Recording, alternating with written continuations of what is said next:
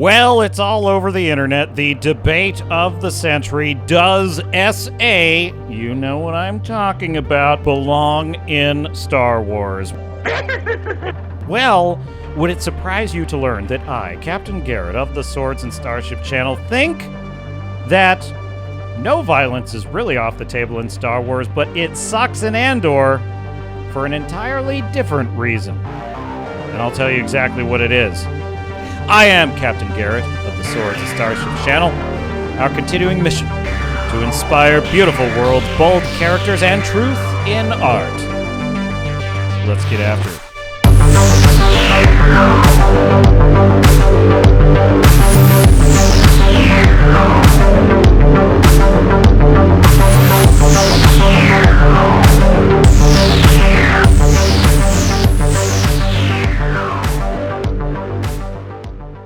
So Andor Season 1, let's face it, had moments of greatness, but it was mostly a dull, I won't go so far as to say that it was a total fizzle, a slow fizzle. It was mostly a slow burn. I clicked through most of the first couple episodes of each arc. Stellan Skarsgård is the best. His character of Luthen is the best character in the show. He's the reason I even watched the first season. Without him, I'm not even watching it.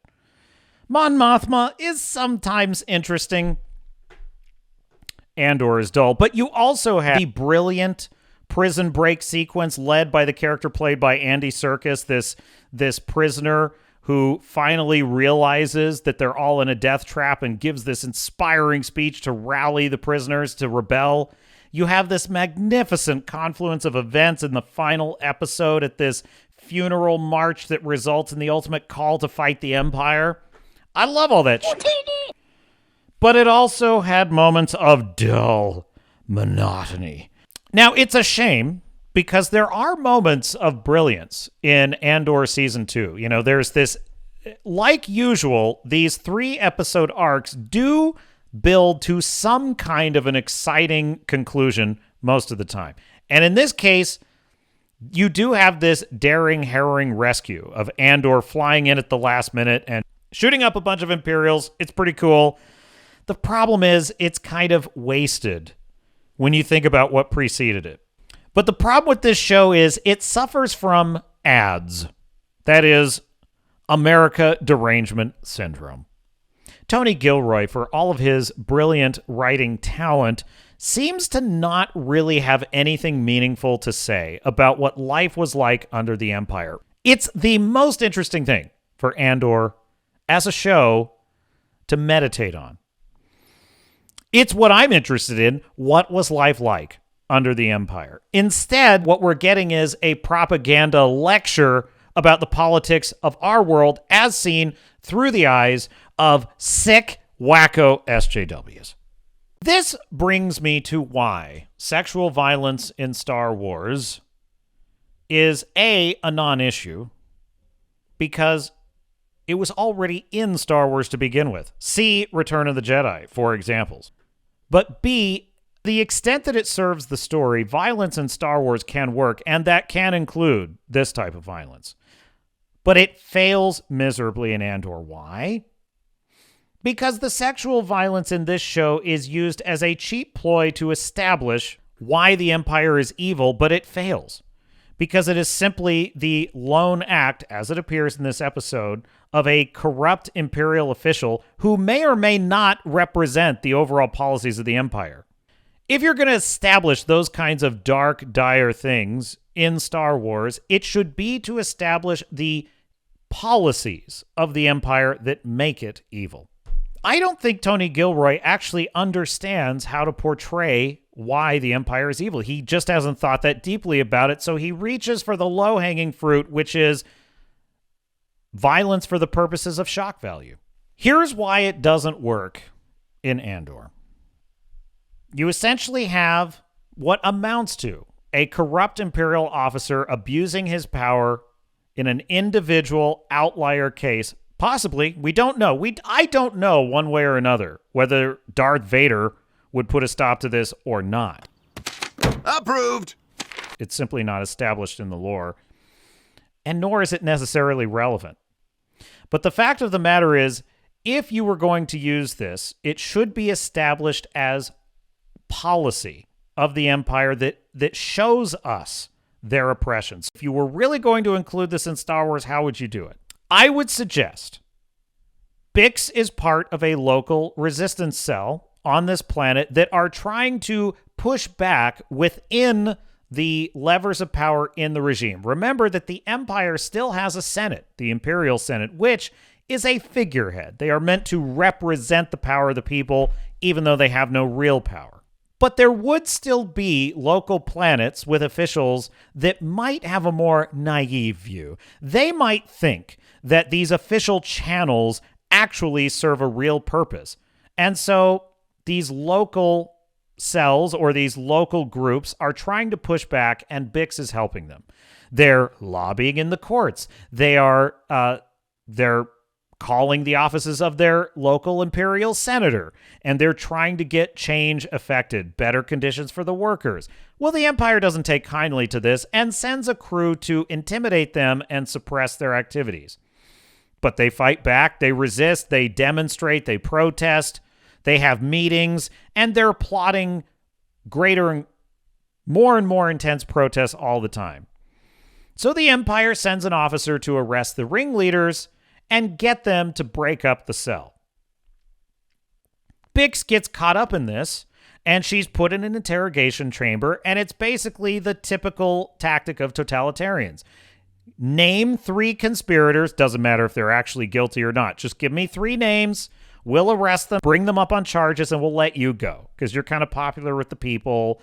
So we'll arrest the ringleaders, make an example of them, and it will intimidate the rest of you into silence. But she refuses. She won't sign a confession, so they send in the torture droid, just like in A New Hope. And that doesn't work, because she's already resisted torture once in Season 1, and she resists it again this time. She's harder than she used to be. So the Empire calls in a particularly nasty officer that they're content to look the other way on to try something more extreme. Before this can happen, she's able to fight him off, and Andor comes in and rescues her, and she's able to escape. And a lot of this you could leave implied. But how would this be different? It would imply that the Empire has a policy of using any means necessary to get what they want, which would establish why they are oppressors. In other words, they only use this kind of violence if it is a tactic to achieve a means to an end. So this is the great failing of Andor Season 2. It's using a one-off situation as shock value. I understand the objections of people like Star Wars Theory to sexual violence in Star Wars. I actually think it's a reasonable position, and it's a worthwhile argument to have. I think in the right vehicle, in the right context, it can be an appropriate part of the overall story of Star Wars in that it illustrates the evils of the Empire or other groups. But I do understand it's not right for every project. But the fact of the matter is, Andor is mostly propaganda. It's mostly pretty boring. It sidelines the most interesting characters of Luthen. It highlights the preposterous, such as this scene of Mon Mothma dancing to a rave.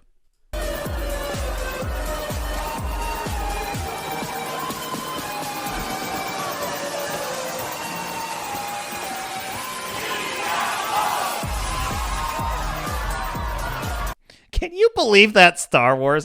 So I understand the objections to this in Star Wars, but the reason it's a problem in Star Wars is because it is the cheap resort of writers blinkered by social justice orthodoxy and no longer able to portray true elitist tyranny for the simple reason that they are the elites.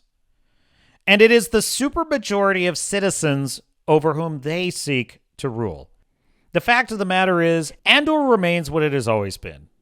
A slow-burning slog with a very dull and uninteresting titular character who is constantly lost, sidelined, stuck in some quagmire doing nothing while everyone tells us how brilliant and great and indispensable he is. Broken by brief moments of brilliance and weighed down with propaganda bullshit. Season 2 was going to be a little more exciting, a little faster pace than the first season. I don't know why I thought this. Luthen has nothing to do in the entire episode. He's only there to react to Mon Mothma and then know what she knows so he can do the bad thing she won't do. Which is really dumb because she knows he would do this. So one of the guys that's helping Mon Mothma build the rebellion and funding it is squeezing her for money because he's broke. So he's kind of subtly threatening to expose the rebel movement in it and, kill it in the crib, basically. And so Mon Mothma's like, okay, I got to find a way to make this guy happy and pay him off. So she immediately runs to Luthen, tells him this, and it's like, hold on a second. You know that if you tell Luthen this, he's gonna freaking kill the dude. There's nothing else he's gonna do. Nothing else is gonna happen except that Luthen is gonna have him killed. That's what's gonna happen. But of course, Mon Mothma just, for this scene, suddenly doesn't know that, even though she would know that. And she tells him this. And then Luthen's gone, nothing else with Luthen. And then, of course, the end of the episode, he orders the guy's death, and that's what's gonna happen. And Mon Mothma's like, do it. She's dancing in the rave because I guess one reading of it is she knew he was going to do that. And so she's like just getting drunk and wasted. Whatever. I just think it's lame. So that's all Luthen is there for. He's there to just fulfill the plot needs. And it's such a waste of his character. And then you have Krennic, played by Ben Mendelsohn. And I actually really like the ISB babe, Deidre. I actually like her a lot. But she doesn't have enough to do. And she's like, and she's almost suffering from the same syndrome as Andor, where it's like, just have her be hunting down rebels, torturing them and killing them. Just have her doing that. Have Luthen killing traitors, have Deidre torturing rebels, and have Andor going on missions and killing stormtroopers. The show would, and have Mon Mothma in the Senate, not in some stupid wedding for 3 episodes. Have Mon Mothma in the Senate, playing a cloak and dagger game where one lapse in concentration can get her caught and killed. This would be a dynamite show. What the are we doing on this freaking wheat planet? So season 2 is an epic fail. I'm not happy with it so far. I'll check in on the future episodes, but I do not have high hope for this. So far, it's sitting at around a 3. I give it a 4 out of 10 bars on the epaulets. It does have some smart dialogue. I'll give it that. And it's beautifully shot, great costumes, some good cinematography. It deserves credit for that. So that is my review so far and my opinion of the debate around Andor episodes 1 through 3 of season 2. And if you like this video, put a like on it, subscribe, and until next time, this is Captain Garrett saying I will see you out there in the galaxy far, far